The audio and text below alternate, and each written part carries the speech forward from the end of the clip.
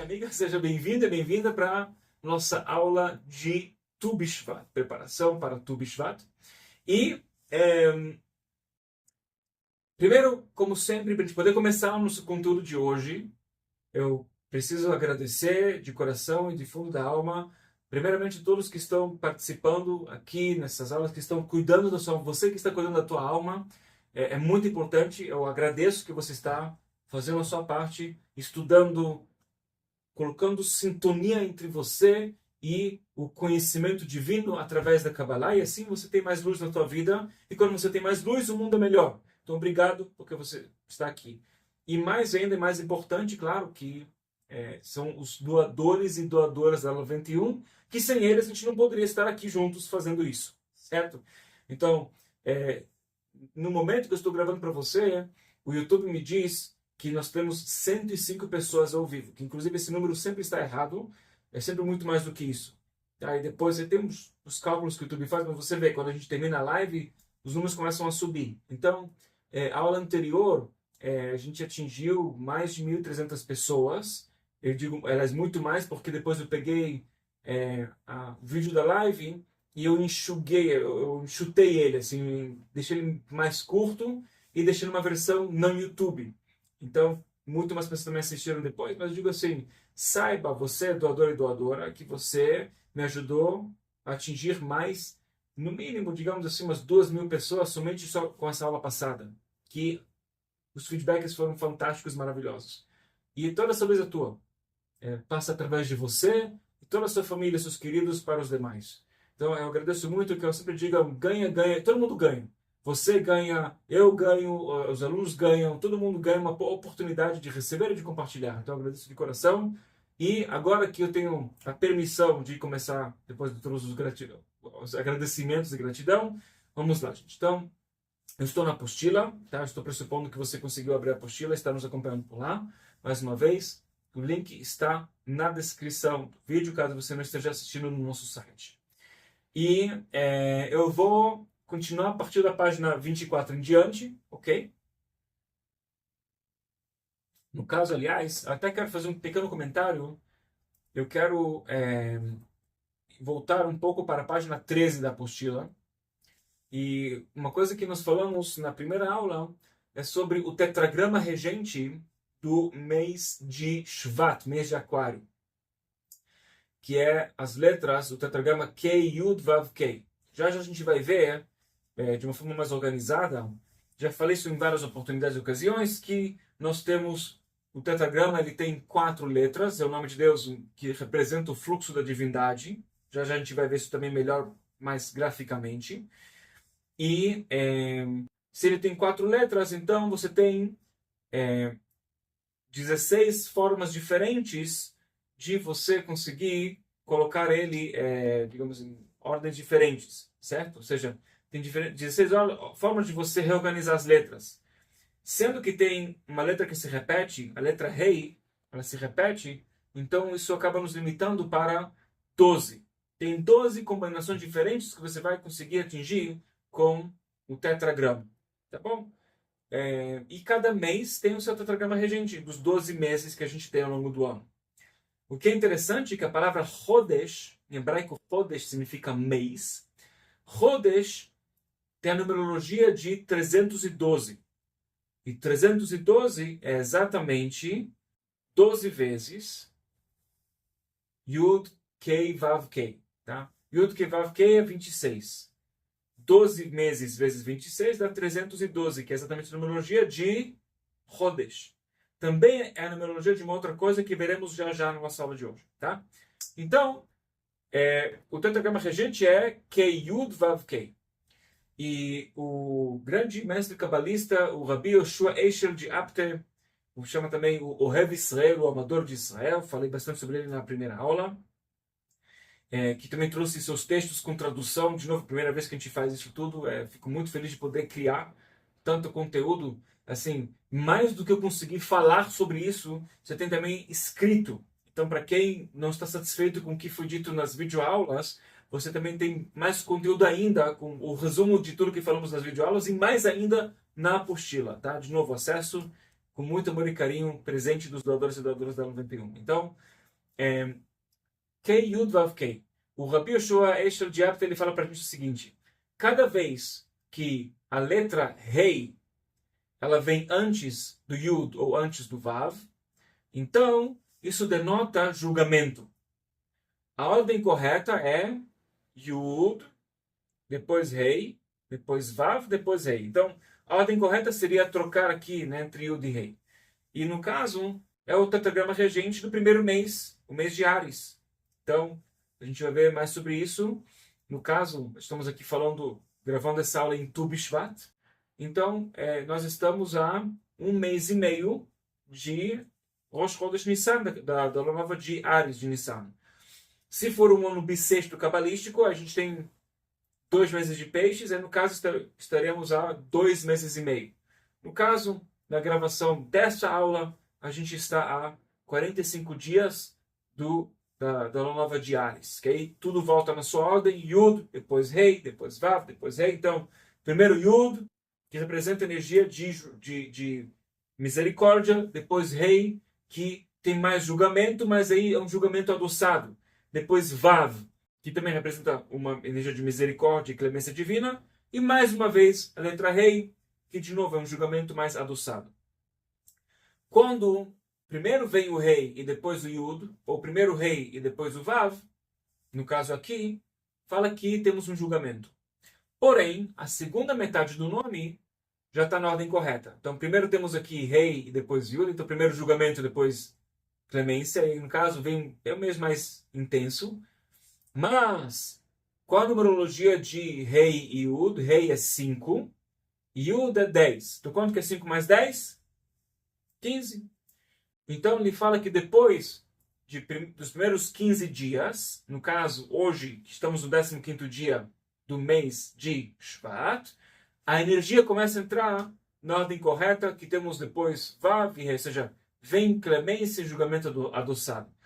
Então, o mês de Aquário, ele é metade, a sua primeira metade tende a ser um pouco mais intensa, e a segunda metade mais suave.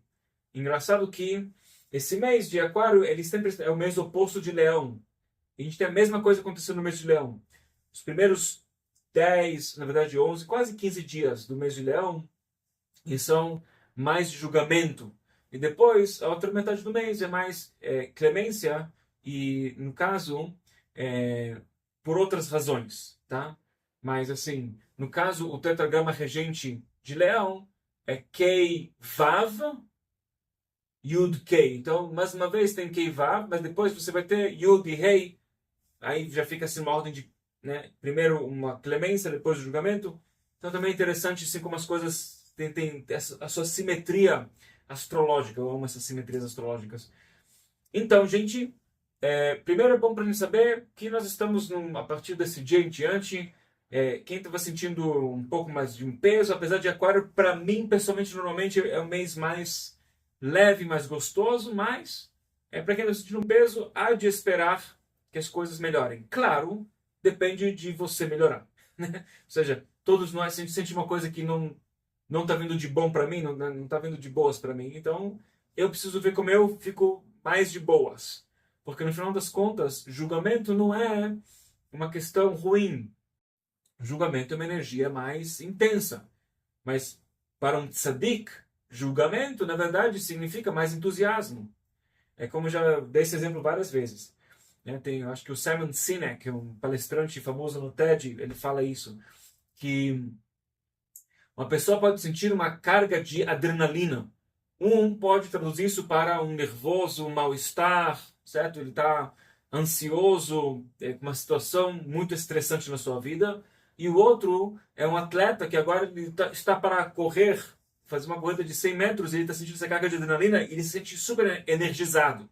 Adrenalina é adrenalina, certo? Todas essas cargas de energia, a mesma carga de energia, como é que a gente interpreta é diferente. Claro que depende também da situação. Se tem um leão vindo para te comer, então, não fique empolgado. Uhul! Não. Você vai, né, fugir e é normal você sentir medo. Se você agora está fazendo uma corrida esportiva e tal, uma coisa gostosa, né, digamos para quem gosta de correr, então, claro que você vai interpretar diferente. Então, além de você interpretar diferente, também é uma questão de em que situação você se coloca.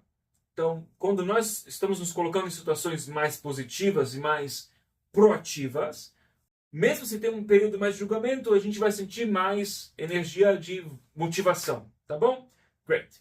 Então, gente, vamos lá, na página 25, vamos falar um pouquinho de algumas ideias, que, de novo, se você já leu isso antes, vamos só assim dar uma resumida. Mas está escrito para a gente na apostila, 40 dias antes de Yetzirat Havlad, que é a formação do feto, já anunciam a sua alma gêmea nos mundos espirituais. Então, quando uma alma tem que vir para esse mundo físico, 40 dias antes do papai e mamãe saberem que eles vão se unir, já é anunciado quem é a alma gêmea daquela alma, nos todos os mundos espirituais. Inclusive, tem todo um processo maravilhoso de que a alma passa, certo? Não importa qual é a alma, não importa os méritos e os deméritos que ela tem, ela vai passar para o seu potencial local no paraíso, tá? Então ele passa lá com um corretor de imóveis espiritual que vai mostrar para aquela alma, aqui vai ser, sabe, esse é o mundo só seu, e aqui você tem, sabe, o seu lugar, aqui você vai receber essas luzes, aqui você vai receber aquelas outras luzes, aqui você pode fazer assim, aqui você pode fazer assado, aqui você vai fazer suas festas, aqui você vai ter os seus bichinhos de estimação, que tem um monte de criaturas maravilhosamente lindas, para que fala, nossa, eu tenho um gato, meu gato é uma criatura tão fofa. Não se preocupe, tem também gatos espirituais e cachorrinhos e periquitos e calopsitas e muito mais, e quem sabe até unicórnios nos mundos espirituais. Tem muita coisa fantasticamente maravilhosa lá para você apreciar. E mostram para a alma tudo que ela, né, tem para receber. Esse é o seu lugar. E aí ela jura que, sabe, olha, eu vou fazer uma tikkun porque eu sei que a minha alma pertence a esse lugar. Também depois ela passa por outros lugares, caso ela não consiga confirmar o seu tikkun digamos, ela fazer tudo errado, que não é o nosso caso, né? Ninguém faz tudo errado, mas quem fazer tudo errado, mostra para ela também qual é o outro lado, que, assim, para ficar bem claro, não é um inferno católico, onde a alma é queimada para sempre. Isso não existe na Kabbalah, perdão para quem acredita, mas assim, na Kabbalah isso não existe. Existe um processo de limpeza mais intenso, que às vezes é uma reencarnação, não é o caso, é o caso de uma limpeza. Então, para quem fala, olha, eu escovei os meus dentes todos os dias, mas não escovei muito bem, em vez de escovar 3 vezes por dia, escovava uma vez, não passei fio dental, não passava enxovante bucal, sabe? Comi doce, não escovei o dente. Agora tem que fazer uma limpeza no dentista. E você não foi para o dentista, digamos, uns 10 anos, Deus o livre, tá? E aí o dentista fala, olha, é o seguinte, tem que fazer limpeza, tá com tártaro, tá com algumas cáries. Não é uma coisa assim, pô, meu Deus, mas não é agradável. Mesmo com, sabe, com fala, anestesia e tal, não é agradável. Né? O pessoal, quando mexe com a tua boca, todo mundo sabe o que eu tô falando, né? Que você mexe aqui, faz ali, aí sangra um pouco, aí você encosta aquilo, aí fica lá, né? De repente, assim, a anestesia começa a não funciona mais, você levanta a mão que não funciona, né, direito a anestesia, e fala, tem certeza que não funciona? Só mais um pouquinho. Então, assim, tem outros processos de limpeza espiritual, são intensos, não são agradáveis. Esses também a alma também vê aquilo, e aí, depois ela vem para cá. Parte do processo, que também, 40 dias antes dela vir para esse mundo físico, já é anunciado sua alma gêmea.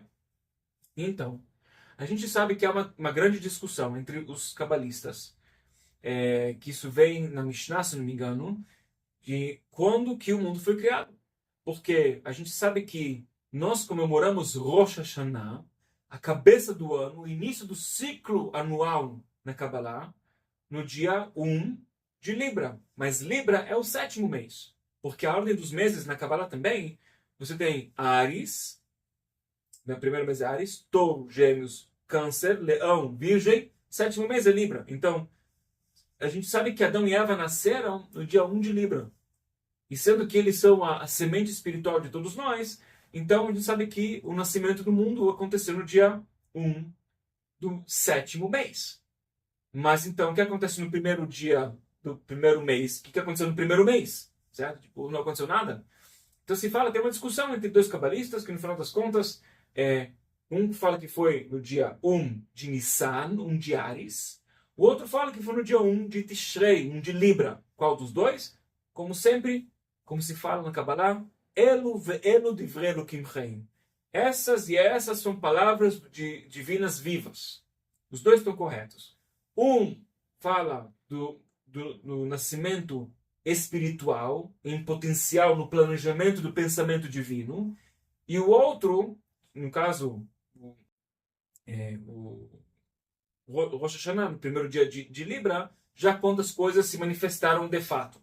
Então, no primeiro dia do mês de Ares, era tudo no nível mais espiritual. Até, inclusive, nós temos 6 meses que são considerados 6 meses que são mais, digamos, a palavra em hebraico é zechri, eles são mais masculinos. E 6 meses femininos. E sem entrar aqui em todo o mérito, mas assim, o mês de Libra é considerado na Kabbalah o mês mais feminino, feminino é manifestação, certo? O masculino é potencial. Temos que ter os dois. Temos que ter potencial e manifestação, tem que ter o pensamento e a ação, tem que ter os dois. Um sem o outro não vale muito. Às vezes quase não vale nada. Então, o que acontece? Se você for pegar 40 dias antes da criação do mundo, agora temos que prestar atenção. Adão, se ele foi criado no dia 1 de Nissan, 1 do mês de Ares, Adão foi criado no 6º dia da criação, não é isso? Lá no Gênesis, a gente sabe que o mundo foi criado no primeiro dia da criação, aí, de novo, Gênesis. No início, Deus criou os céus e a terra era um caos e o Espírito de Deus privava o abismo e disse, seja luz, e foi luz. E aí, então, assim, primeiro dia da criação, beleza. Segundo, Deus separa as águas inferiores das superiores, virou águas na terra, o firmamento no céu, beleza. Nada foi criado, foi somente uma separação.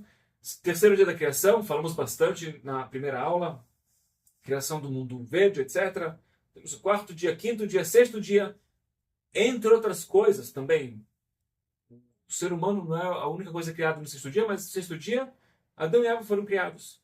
Então, se você fazer um cálculo que no dia 1 de Nissan, o potencial da criação de Adão e Eva aconteceu, este foi o 6º dia da criação. Assim como a alma foi de fato criada no dia 1 de Libra. 1 de Libra é o 6º dia da criação. Então, você tem que ir 6 dias atrás para ver quando que foi o primeiro dia da criação em si. Então, se Adão foi criado no seu pensamento, o pensamento de criação de Adão e Eva, dessa uma única alma primordial, esse pensamento acontece no 6º dia da criação. Então, se aqui é 1 do mês de Nissan, 1 de Ares, e aqui então, o 5º dia vai ser 29 de peixes, 28 de peixes, 27 de peixes, 26 de peixes, 25 de peixes. Ou 25 do mês de Adão, 25 de peixes. Então, o pensamento da criação, de toda a criação, no seu potencial, no primeiro dia da criação, acontece no dia 25 do mês de peixes. 25 do mês de peixes é o primeiro dia da criação. De toda a criação do mundo. E aí você vai 40 dias antes e você vai receber exatamente o 15 do mês de Aquário. Faz sentido? Porque assim, se temos Aquário depois peixes, e se o primeiro dia do pensamento de todo o potencial acontece no dia 25 de peixes, então 10 dias antes é 15 de peixes, e aí mais 30 dias antes vai ser 15 de Aquário, que é, de novo, hoje. 15 de Aquário, que é Tu Bishvat.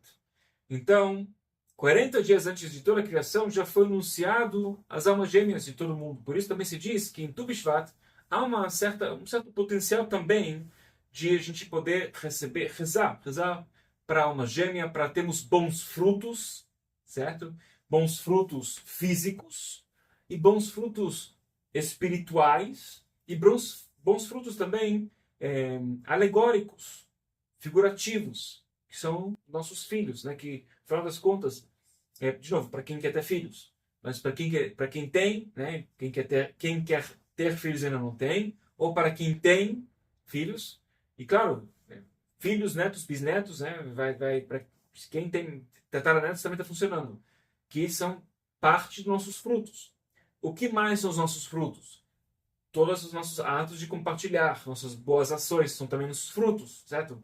São coisas que a gente consegue aproveitar nesse mundo físico e também a nossa alma consegue aproveitar nos mundos espirituais vindouros, ok? Então, tudo que é fruto, ele tem um potencial de proveito, né, de usufruto nesse mundo e nos mundos espirituais. E até uma coisa interessante, né, de todas as aberturas cósmicas que não há que não estão originalmente descritas na Bíblia, né, digamos no Antigo Testamento, nós temos Hanukkah, Purim e Tu B'Shvat. Então, Purim está ligado com a Sefirah de Netzach, quem conhece Sefirot, Hanukkah é Hod e Tu B'Shvat é Yesod. E aí você tem mais outras aberturas cósmicas que estão ligadas com Chesed, Gvurah, Tiferet, que são as aberturas cósmicas que são, digamos, mencionadas no Antigo Testamento. Tá? Chesed é Pesach, Chesed do Egito, que inclui todo o processo também com o 7º dia de Pesach, que é a abertura do Mar Vermelho. Gvurah é todo o processo do mês de Libra, que é Rosh Hashanah, Yom Kippur, Sukkot, tá? Tudo isso é considerado a energia de Gvurah.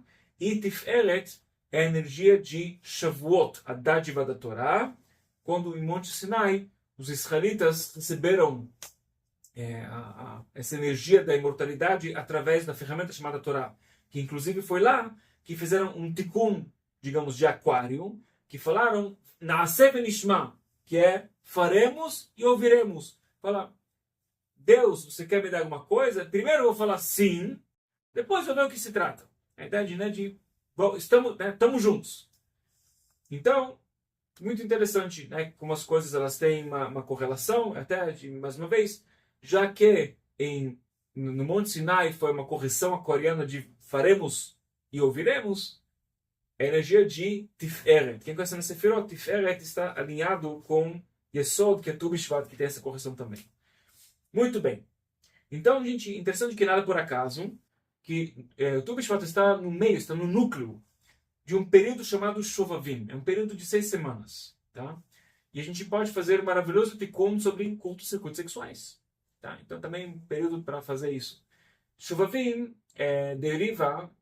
seu nome deriva das 6 porções semanais consecutivas que se lê durante o Shabat, que é Shemot, Va'era, Bo, Beshalach e Trom Mishpatim. Para quem está fazendo um curso de como ler hebraico e aramaico, se você não sabe, tem um curso na 91, está sendo ministrado como aprender a ler hebraico e aramaico, sem você, de fato, saber falar hebraico, mas conseguir ler hebraico e aramaico para poder fazer as conexões espirituais. A gente sabe que parte grande das conexões, até se você não entende o que você está dizendo, tem muito poder quando você fala no hebraico original. Por isso eu faço questão de, dentro do possível, quando de novo é possível, transliterar conexões espirituais para você poder fazer o contato visual com as letras, que é importante, e poder também pronunciar as palavras sagradas. Você está usando a sua boca e seus ouvidos para você falar, ouvir, e os olhos para ver as letras sagradas. Isso é uma tremenda correção para vários níveis da alma. Tá? Os olhos estão ligados com o nível mais elevado, que é Neshama, que é a energia de Chokhmah. Você fala e você escuta, está ligado com a energia de Binah, e a boca está ligado com a manifestação de tudo, de todas essas energias. Então, quem está fazendo um curso de como ler hebraico e aramaico sabe que, apesar de que em português as iniciais são Shvababim, né? Shvababim, em hebraico você pode ler isso também como Shovavim. Isso, né? Faz todo sentido para quem está fazendo o curso. Então, é um período de 6 semanas, Shovavim, e sempre Tu B'Shvat vai estar no meio desse período, tá? E quase sempre Tu B'Shvat estará entre a porção de Beshalach, onde nós falamos da revelação dos 70 nomes de Deus, entre outros, e a porção de Yitro, que se fala, a gente conecta com a revelação da imortalidade de Monte Sinai através do recebimento da Torá, que é Na'aseh v'nishma. Receberemos e faremos e depois ouviremos. Então tem muitas correlações muito interessantes. E entre a porção de Beshalach e a porção de Yitro, Tu B'Shvat para sempre estará entre essas porções, Às vezes acontece que Tu B'Shvat cai no Shabbat da Parashá de Beshalach, tá? Às vezes até raramente vai acontecer um pouco antes, mas normalmente vai estar entre essas duas porções, que inclusive na data da gravação dessa aula é exatamente isso. Certo? O Shabbat passado foi Beshalach, o próximo será Yitro. Tá? Mas até se não estiver, digamos, antes de Yitro, vai estar então na porção de Beshalach, mas está sempre assim próximo de Beshalach. A porção de Beshalach é muito peculiar, é uma das minhas porções semanais que eu mais gosto, uma das, inclusive interessante. Eu tenho duas porções da semana que eu mais gosto, uma delas é Beshalach, e a outra acontece 6 meses depois, próximo, sempre vai estar próximo do dia 15 de Leão, né? De novo, o lado oposto, que é a parasha de Veit Hanan. Eu sempre gostava muito das duas porções da semana, e só depois eu fui perceber que elas também estão, de novo, tem uma simetria astrológica entre elas, que uma está perto do dia 15 de Aquário e outra perto do dia 15 de Leão. E é coisa minha que eu gosto das duas porções da semana. Mas tem muita coisa acontecendo nessa porção da semana. Eu coloquei aqui 5 pontos principais, mas assim, é um pouco mais do que isso. Primeiro, mais clássico e o mais famoso é a revelação dos 70 dos nomes de Deus, a abertura do Mar Vermelho. Tá? É um conceito muito importante na Kabbalah. 2, adoçar, e uma coisa que acontece um pouquinho, assim, bem próximo da revelação dos nomes de Deus. Adoçar a água amarga com árvore. Eu falo sobre isso. Também tem a revelação da maná, o alimento perfeito dos céus, que a partir daquele momento, por 40 anos consecutivos, que eu acho com uma ou duas exceções, todo dia, por 40 anos, os israelitas no deserto tinham uma comida espiritual chamada maná, em hebraico man, comiam aquela comida e era a comida perfeita. Se comia uma vez por dia, tinha todos os nutrientes que precisava para o corpo e para a alma. Era uma comida tão perfeita que se absorvia 100% no corpo e não tinha necessidade de depois você ir para o banheiro. Até, inclusive, é uma questão logística, porque você tem 3 milhões de pessoas nômades no deserto e aí, de vez em quando eles andavam, de vez em quando eles ficavam parados. Tem um lugar específico, os israelitas passaram por 42 pontos diferentes, tá? Desde a saída do Egito até chegar na Terra Santa de Israel. Faz assim, uma média de 40 anos dividido por 42 lugares, você tem assim uma média de... Ficaram um tempo em cada um dos lugares, tá? Mas tinha um lugar específico que eles ficaram realmente mais de uma década. Não conseguiram nascer de lá. Imagina, gente, uma década você é nômade e vive em cabanas. Eles não podem construir agora um prédio porque eles não sabiam de antemão o tikkun a ser feito em cada lugar e quanto tempo ia demorar. Então, tinha um lugar que eles construíam a sua cabana, tinha umas nuvens da honra que ficavam assim andando, a nuvem para e todo mundo para. A nuvem não vai para lugar nenhum, tá, vamos montar a cabana. De vez em quando a nuvem ficava em um dia, depois foi embora. Né? De repente, a nuvem vai e fica parada. Quanto tempo? Uma semana. Daqui ela vai embora. Outro lugar ficou 10 anos. Né? Então, eles não sabiam. Haja certeza na luz. Você acha que a tua vida está difícil? Haja certeza que você está aqui. Não, a nuvem pifou. Não pifou. Inclusive, tem aquela nuvem as nuvens da honra protegiam eles do sol do deserto. Eles tinham água que via, uma água milagrosa que via do poço de Miriam, a profetisa Miriam, a irmã de Moshe e Aaron. E tinham comida dos céus. É uma comida milagrosa. Você imagina, você come aquilo, não tem que ficar preocupando, não tem que contar calorias, não tem que contar quantas proteínas você está comendo por dia, que você tem uma meta de, sei lá, 150 gramas de proteína por dia. Não tem que tomar creatina. Não precisa tomar café, que você fica energizado. Não tem que preparar, sabe, vitamina C, vitamina D, magnésio, ferro, ferritina, sei lá, zinco. Perfeito! Você come. Qual sabor você quer? O sabor que você pensa vai ter o sabor daquilo. E aí você fica saciado o dia inteiro. Não tem fome, não tem sede. Sede talvez precisa beber, mas fome não tem. Amazing! Tá? Comida perfeita. 40 anos. Todo dia você comer aquilo, sustentava você por um dia inteiro. Tá? Com exceção de uma ou duas vezes que não caiu comida dos céus, por uma questão técnica, não entrei no mérito aqui. Tá? Ainda mais, tem aqui uma super bênção de cura. E por último, no final da parasha de Beshalach, aparece pela primeira vez a guerra dos israelitas contra o povo de Amalek. Os Amalequitas, um povo terrível, terrível, terrível, descendentes de Esaú, descendentes do irmão gêmeo malvado de Jacó, tá? Que eles tinha toda uma questão, eu não vou entrar aqui no mérito é muito interessante, mas eu vou me segurar, né, de por que eles... Tá, eu vou falar para você, vai. Eu não vou me segurar. Abraão, uns 430 anos antes da saída do Egito, o patriarca Abraão, que iniciou todo esse povo de israelitas, ele tem uma visão que é uma visão terrível, que ele vê que os seus descendentes serão escravos, que serão torturados por 400 anos. Quando Abraão ele acorda dessa visão, que é uma profecia, Abraão era um profeta, entre outras coisas. O que Abraão faz? Nada. Tipo, aceita e pronto. Entenda?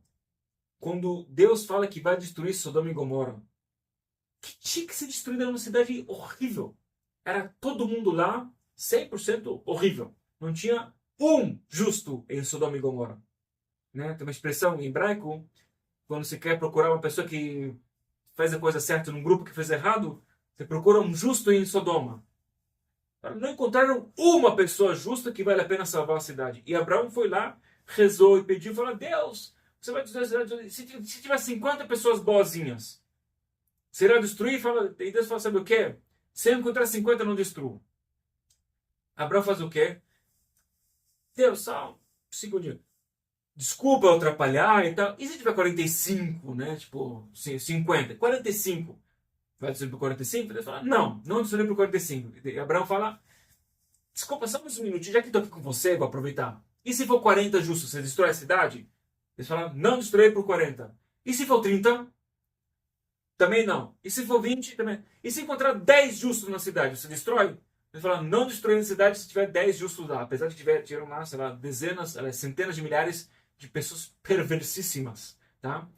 Desculpa falar, vou falar errado, tá? Estrupadores, entre outras coisas. Pessoas faziam o que você pode imaginar de errado, fazer errado. Tem uma razão pela qual até hoje, né, uma pessoa que passa por um abuso, ela fala que a pessoa foi sodomizada. Que faziam aquilo e pior. Né?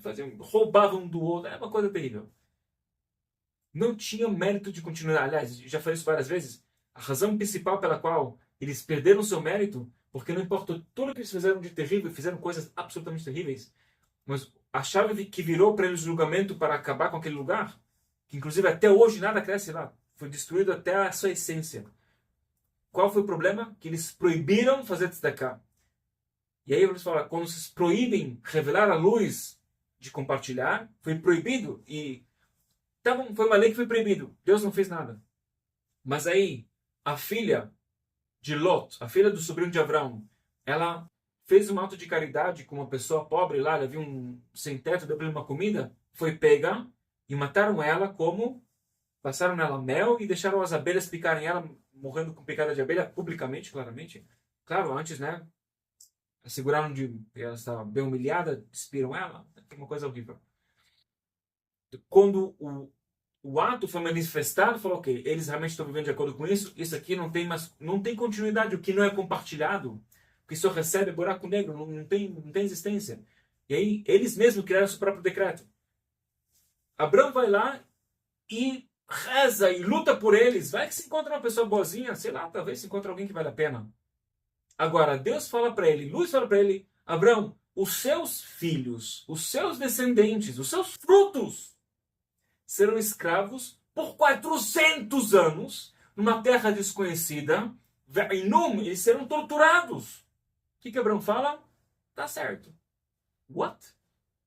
De qualquer forma, não estava claro quem são seus descendentes, porque Abraão tinha o Isaac e Ismael. Então, está escrito na Torá explicitamente que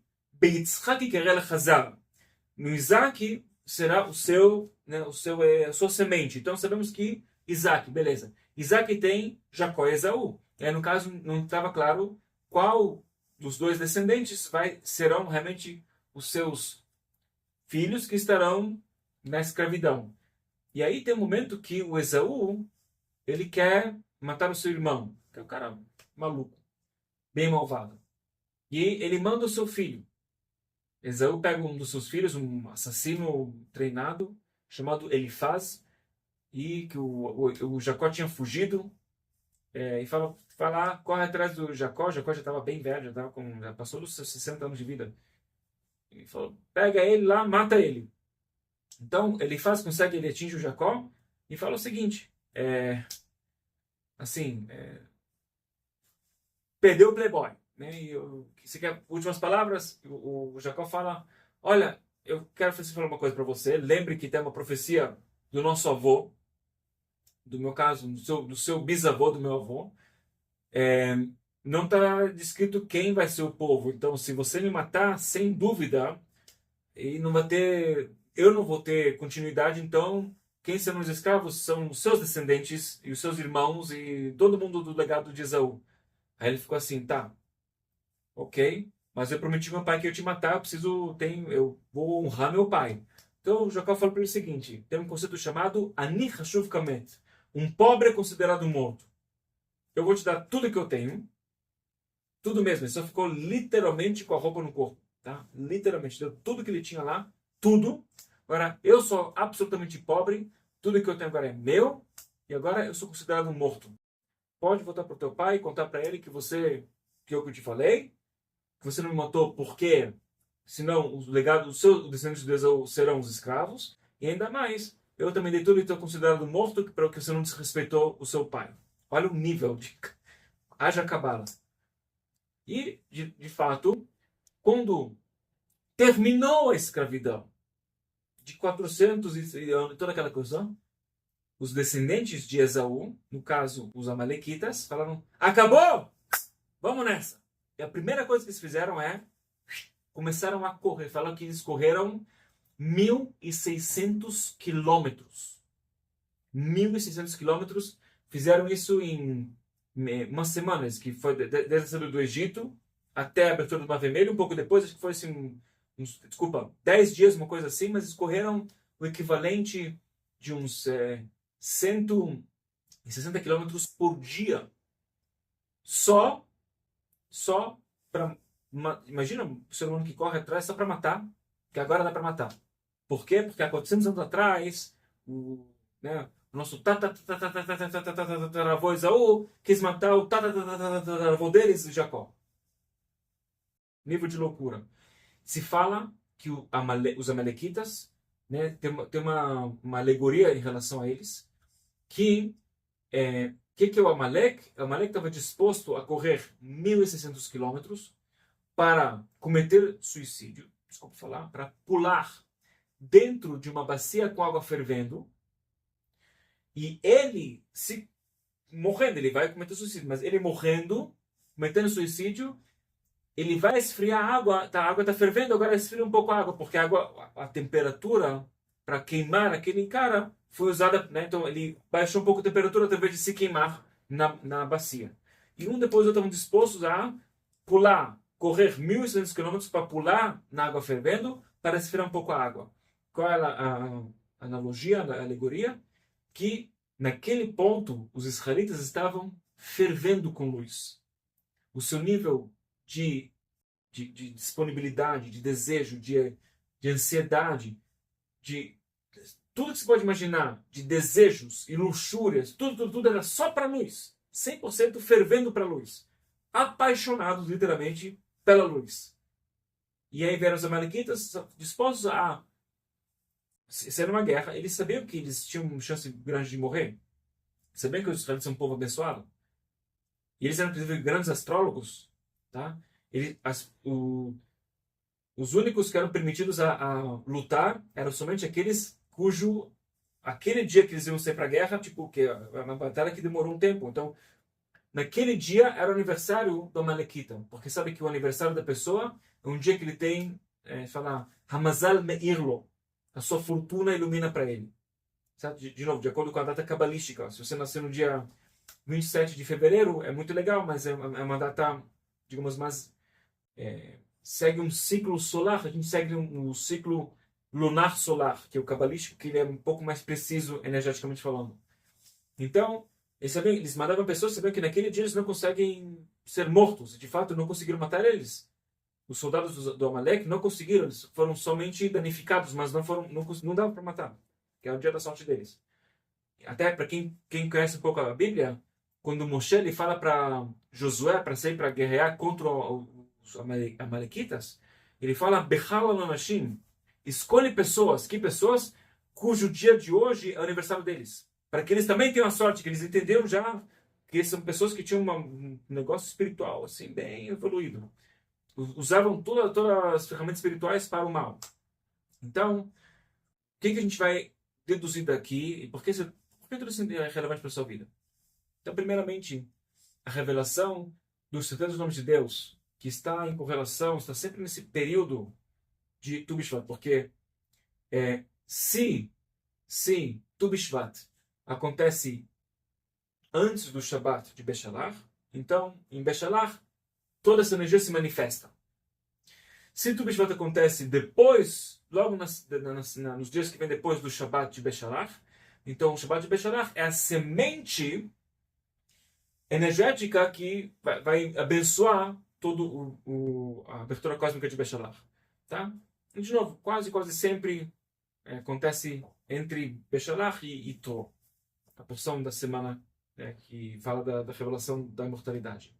Então, os nomes de Deus, os 70 nomes de Deus, que para quem faz curso de Kabbalah já deve saber, tá? Vou falar assim, só por alto, bem rapidão, uma ideia. É uma revelação de uma tremenda graça divina, onde a natureza muda. O que acontece? O mar mudou a sua natureza para beneficiar os israelitas. Se diz que tinha uma condição, quando Deus criou as águas, especificamente os oceanos, Deus fez a luz fez um trato, né, um contrato com o oceano. Claro que Deus não é um homem branco barbudo que fala com águas, tá? Ele não fumou água antes. Claro, é uma comunicação entre a luz do Criador e o anjo responsável pelas águas, e aí no caso tem toda uma hierarquia, né?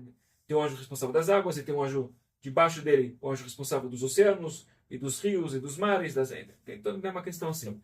Então falou com ele o seguinte, fazer um combinado com você, que vai acontecer que os israelitas vão sair do Egito e tal, e você vai ter que se abrir para eles. E se fala que o mundo inteiro ouviu falar desse milagre porque todas as águas do mundo inteiro se abriram em dois. Não é só o Mar Vermelho. Tudo se abriu. Todos os mares, todos os rios, todos os lagos, tudo fez um assim. E não é que se abriu em dois, se abriram 12 corredores. Para cada uma das 12 tribos de Israel, ela tinha o seu corredor, tinha o seu caminho. Isso tem uma razão espiritual. Se tiver tempo, eu vou entrar nesse mérito, se não, então falamos depois. Então, no mundo inteiro, viram-se o mar se abrindo, a água se abrindo em 12 corredores. Todo mundo! Quando você vê o que aconteceu, você começar a falar entre eles. Fala, sim! Aconteceu que os israelitas precisavam passar, então abriram as águas do mundo inteiro se abriram para eles poderem passar no Mar Vermelho. Todo mundo ficou sabendo disso. Okay. Foi daí, inclusive, que os amalequitas ouviram falar, tá? Então, a natureza se transforma para nos beneficiar. Uma semente que já falamos na primeira aula, onde na criação do mundo, de novo, não vou repetir aqui, mas a terra, que representa a natureza, mudou algo para nos beneficiar. Então, mais uma vez, você tem essa ligação muito bonita. 2. Adoçar a água amarga com árvore. Gente, os israelitas saíram lá do Egito, estão lá andando 3 dias e não encontraram água. Né? Que ticuna é esse que eles não encontraram água? 3 dias vocês estão sem água. Aliás, isso acontece 2 vezes na leitura da Beshalach. Mas na primeira vez, não encontraram água, eles encontraram tinha uma fonte de águas que eram amargas. Não eram potáveis, não eram água doce, não tinha como beber. E aí o povo não sabia mais o que fazer. Tá? Sim, de novo, eu não vou entrar em todos os detalhes técnicos e tal. Na verdade, se diz que estavam 3 dias sem água potável, mas eles tinham 2 dias de água que eles tinham com eles assim nos seus, digamos, nas suas garrafas de como é que chama isso? Esqueci. Bom, essas garrafas aqui, né? Eles tinham lá as garrafas assim, tinham água para 2 dias, mas aí no terceiro dia realmente não tinham encontrado água potável, aí não tinha mais água para eles poderem beber. E eles começam a reclamar e tal. No final das contas, o que Deus fala para Moisés? Fala, pega uma árvore, era uma árvore de um galho de uma oliveira, que é bem amargo, e jogue nas águas amargas, e aí o galho amargo vai adoçar as águas amargas? Não faz sentido. Certo? Tipo, meu café está super amargo. Nossa, eu quero adoçar meu café. O que você vai fazer? Coloca lá, sei lá, não sei que, agrião. Agora não faz sentido. Se o meu café está amargo, eu quero que ele seja mais doce. Então, sei lá, dependendo de cada um. Então, você coloca um pouco de leite também, adoça, não é isso? Não tem que ser açúcar, adoçante. Cada um com suas invenções. Mas se você pegar uma coisa que na sua natureza é mais amarga ainda e misturar no café amargo, não vai sair disso doce. A luz fala para Moshe, pegue uma árvore amarga, jogue na água amarga e vai adoçar. É assim que aconteceu. E isso foi também um sinal para a gente entender que nós fazemos uma... Depois a gente vai ver mais adiante, mas fazemos uma pergunta. Falamos que em Tu B'Shvat não se jejua. Mas Tu B'Shvat, a gente sabe que é o ano novo das árvores, o ano novo da árvore. E a gente falou na primeira aula que a Terra não seguiu o plano divino. O plano divino foi que a terra tirasse árvores frutíferas que fazem fruto. Ou seja, que o tronco teria o sabor da fruta. E falamos que a terra não fez isso. Se fala somente a árvore do etrogo, do citrão, seguiu essa ordem. De resto, são as árvores que a gente tem hoje em dia, que é a árvore é amarga e as frutas elas são doces, né? Então, se nesse dia da criação, né, acontece que a Terra mudou de seu plano, e por causa disso, o oponente, o desviador, a serpente, usou isso como mais um dos seus argumentos para convencer a Eva. Falou, você viu? A Terra fez o contrário do desejo divino, não aconteceu nada. Certo? Isso aconteceu no terceiro dia, aí veio o quarto, quinto, no sexto dia. Nada aconteceu. Certo? A pessoa que dirigiu lá 120 km por hora e passou lá no pardal, na câmera, no radar. Foi pego. Falou, bom, vê lá, não chegou numa notificação no aplicativo da CNH dele, não chegou numa carta, não aconteceu nada. Aí 4 dias depois, uma semana depois, aí vem a notificação da infração, é isso? Então, aqui é o sistema divino. E era, de novo, uma realidade onde não tinha tempo, espaço e movimento. O certo era abençoado na hora, o errado era, digamos, era corrigido na hora. Não tem essa questão de daqui a 21 dias úteis você vai ver se você, né, o que vai dar na sua infração. Então, fiz errado, passaram-se 3 dias, nada aconteceu, porque dá tudo certo. Então, o oponente usou esse argumento, e aí, então, se por causa disso Adão e Eva comeram da fruta proibida da árvore do conhecimento, em Tu B'Shvat seria um dia que a gente deveria jejuar para corrigir o comer errado, comelança. A gente comemos errado. Faz sentido o que falando? Mas justo em Tu B'Shvat é proibido jejuar. E falamos que por quê? Porque justamente a Terra fez propositalmente aquilo. Eu expliquei tudo isso na primeira aula, então volte para escutar ela se você não lembra do que a gente falamos, mas ela fez isso como uma Messirut Nefesh, uma entrega, realmente estava disposta a se dar mal por nós. Tem todo o segredo que falamos de novo na primeira aula sobre isso. Fez Messirut Nefesh, ela estava disposta a se entregar, mesmo sabendo que ela vai se dar mal por causa disso, mas vai beneficiar a gente. Então, assim também, o Criador está dando uma dica que, apesar de que houve uma falha nos frutos, justamente a correção é através de você comer. Assim também, inclusive, o tabernáculo, que é o templo sagrado móvel, feito de quê? Entre outras coisas, de ouro. Gente, ouro foi usado para o pior pecado de todos os tempos, que é a criação do bezerro de ouro. Se os israelitas não tivessem criado o bezerro de ouro, o tikkun da humanidade já teria sido feito há uns no ano 2448, uns 3.700 anos atrás. Não, desculpa, 3.300 e poucos anos atrás. Acabou. Estamos há 3.300 anos arrastando esse tikkun para poder ser terminado. E foi destruído com bezerro de ouro feito de ouro. Então, supostamente, daqui em diante, nunca mais usa-se ouro para nada sagrado, nada espiritual. Aquilo deveria ser condenado como idolatria para todo sempre. Não use ouro. Pelo contrário, o ouro foi usado para algo negativo. Agora ele tem que ser obrigatoriamente usado para revelar a sua luz. Porque há faíscas de luz lá dentro que têm que ser reveladas. Faz sentido? Então a gente conecta com essa bênção de que você tem que usar o que cria o errado para poder corrigir. Por isso, inclusive, na Kabbalah a gente fala muito da importância de Teshuvah, do arrependimento. Mais relevante para Rosh Hashanah e Kippur e períodos, né, ou até Purim, daqui a um mês. Mas se fala que uma pessoa que realmente faz Teshuvah, realmente se arrepende do que ele fez de errado, da forma correta, tem um processo correto, não só que ele limpa tudo que ele fez de errado, o que ele fez de errado se transforma em luz de tal forma que ele chega num ponto mais elevado, a alma dele fica num lugar mais elevado comparado com se ele não tivesse feito aquele erro. Claro, é um processo árduo, exige esforço. Você não pode falar, vou fazer tudo errado depois de fazer teshuvah, porque você não sabe, depois você faz uma coisa errada, e mais uma coisa errada, você acaba entrando nas clipot, nas cascas de negatividade, e você não sabe se você vai ter desejo, ou vontade, ou força, ou até achar que é bom você fazer teshuvah. Você vai achar que é muito bom você continuar fazendo errado. Então tem que ter cuidado com essa brincadeira, tá? Mas de qualquer forma, a gente, ainda mais, o alimento perfeito dos céus. Gente, sabe por que o alimento perfeito dos céus durou somente 40 anos? Porque depois de 40 anos, os israelitas entraram na Terra Santa. Great. O que tem a ver isso com o outro? Quando os israelitas entraram na Terra Santa, eles tinham como conectar com as frutas sagradas de Israel. E se fala que as faíscas de luz nas frutas e nos frutos da Terra Santa são mais elevados espiritualmente do que a comida perfeita chamada maná. Mais uma vez, uma sementinha para todas essas bênçãos que a gente vai agora revelar juntos em Tu B'Shvat.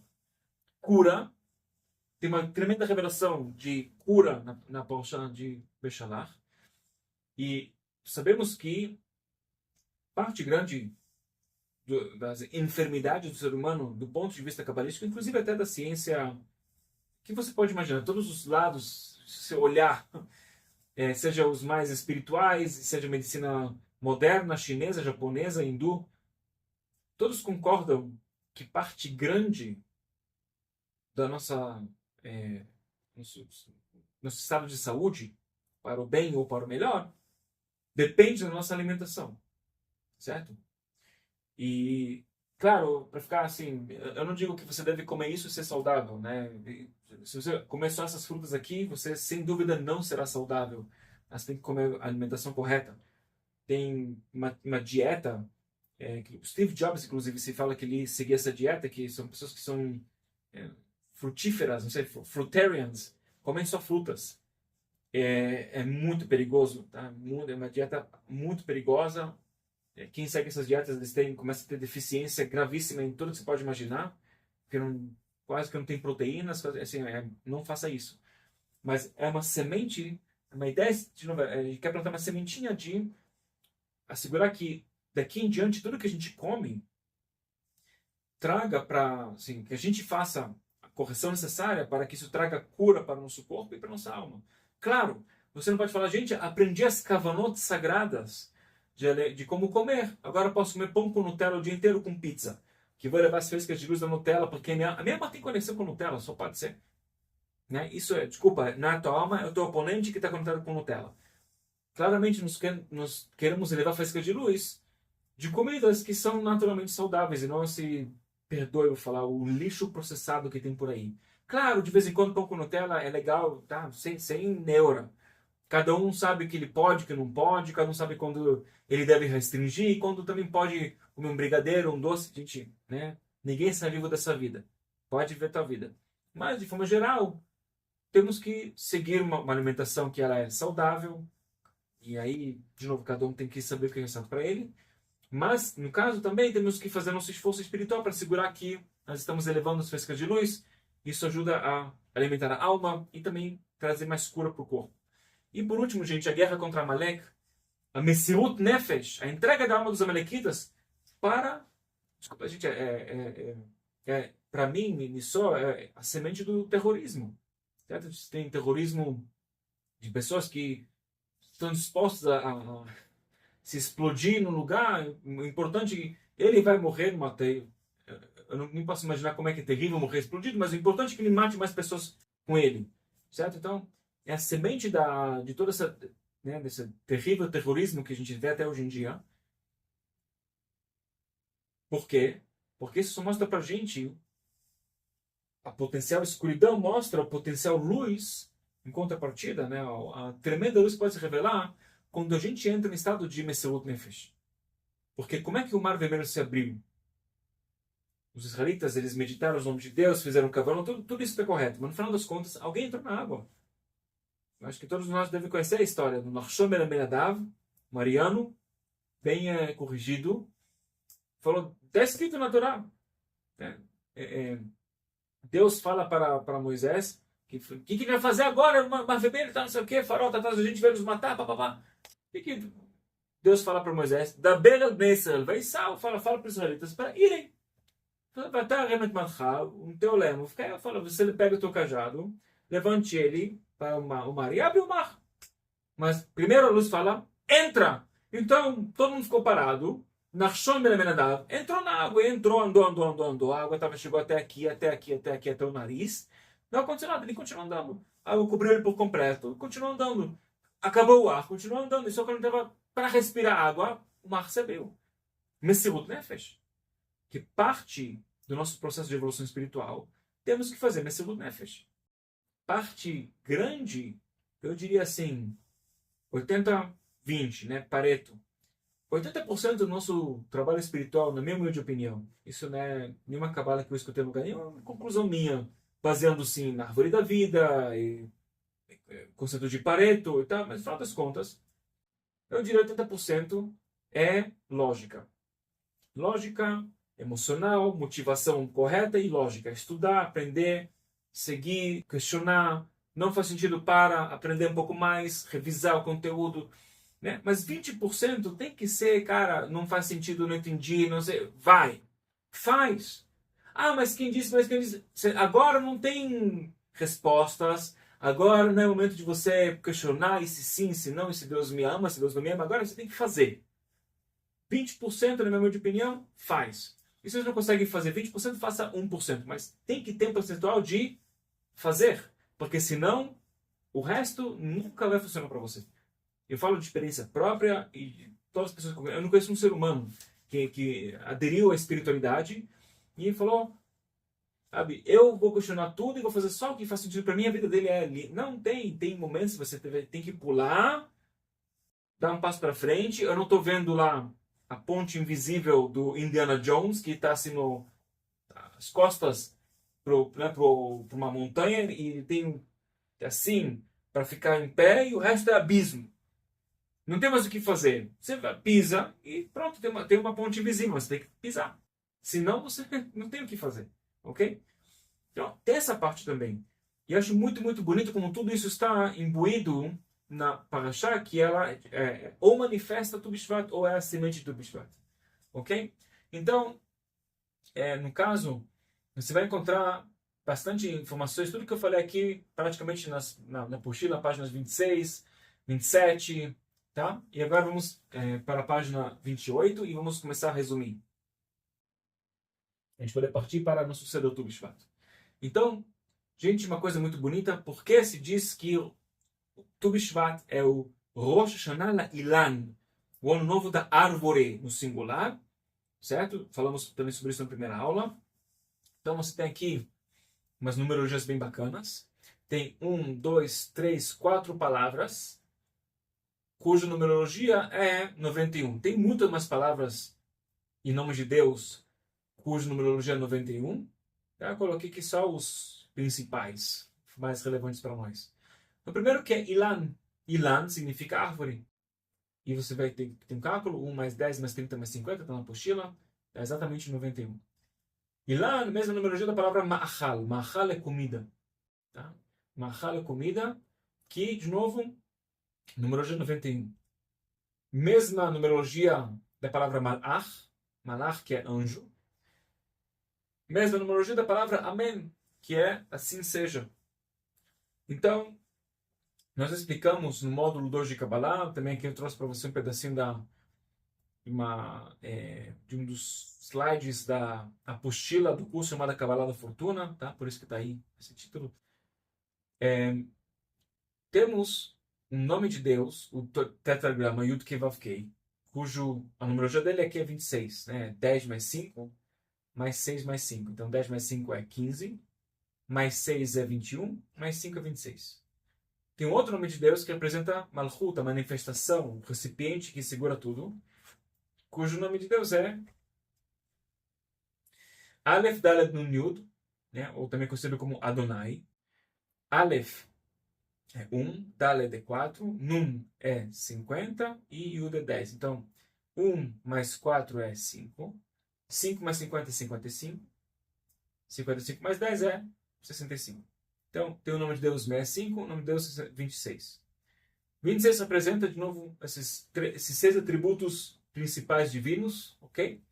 E o Adonai representa o recipiente que recebe tudo isso, né? Que ele consegue, esses 6 atributos são o canal para a luz divina que está na Sefirot de cima, Keter Chochmah Binah.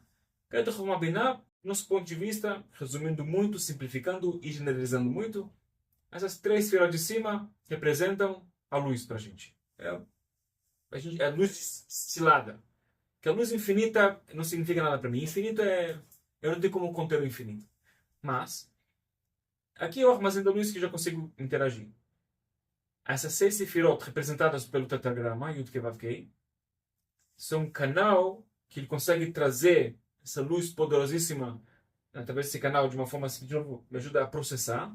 E aí, se recebe, se manifesta na última esfera, que é Malchut, representado por Aleph Dalet Nun Yud. Quando se faz tetragrama mais Aleph Dalet Nun Yud, 26 mais 65, aí é matemática simples, dá exatamente 91. 91 representa a união dos mundos espirituais com o físico. Por isso que a gente fala que o Rosh Hashanah Leilan, o ano novo da árvore, também é uma renovação da árvore da vida. A gente poder unir, né, Ilan, número 91, a gente poder unir o espiritual com o físico, trazer as bênçãos e manifestações para a nossa vida. Como? Através da gente fazer a correção do Ilan, da árvore que fez diferente. Como é que eu vou fazer a correção da árvore que fez diferente? Através de um mahal, da comida da árvore, no caso as frutas, que essas frutas elas são regidas pelos anjos. E aí, no caso, quando a gente faz isso, então, como se diz, assim seja, a gente corrige, e aí a nossa vida também fica mais corrigida, ok? Então, mais uma vez, tudo aqui na apostila para você, na página 28, para você. E ainda mais uma coisa muito interessante, Ilan, quando você pega a palavra Ilan, árvore, você soletra ele, então peguei a palavra Ilan e soletrei. E aí dá a numerologia de 311. A mesma numerologia da palavra Shvat, que é o mês de Aquário. E também 311 mais a luz do Criador, mais o Kolel, chama a luz do Criador, é 312, que já falamos que é o 12 vezes 26. Aqui tem todas as combinações do tetragrama para você ver também, só de curiosidade. E agora, gente, nós vamos ter um entendimento mais técnico sobre o Tu B'Shvat, a ordem do Tu B'Shvat, ok? Então, eu vou fazer assim, vou encerrar aqui essa aula e, na sequência, eu vou fazer o Seder Tu B'Shvat com as explicações rápidas, fazemos as leituras do Tu B'Shvat para fazer essa, digamos, a correção de tudo que a gente falou aqui, ok? Então, para quem, digamos assim, para quem agora precisa ir embora, então, obrigado por aproveitar a aula. A live vai continuar. Você vai poder ver aqui como se faz, pode pegar a gravação. Você pode fazer isso ao longo de amanhã, tá bom? Então, se você não pode fazer agora de noite, também pode fazer amanhã, não tem nenhum problema, ok? Então, eu vou terminar aqui esse capítulo e vamos continuar. Para quem não pode mais continuar, eu agradeço de coração mais uma vez. Claro, eu agradeço os doadores da 91 por facilitar tudo isso. E agradeço você que está aqui, tomando conta da sua alma, participando também desse mérito da gratidão com todos os anjos e todas as criações e criaturas que nos beneficiaram para que a gente possa fazer a nossa construção espiritual. Então, um grande abraço e tudo de bom.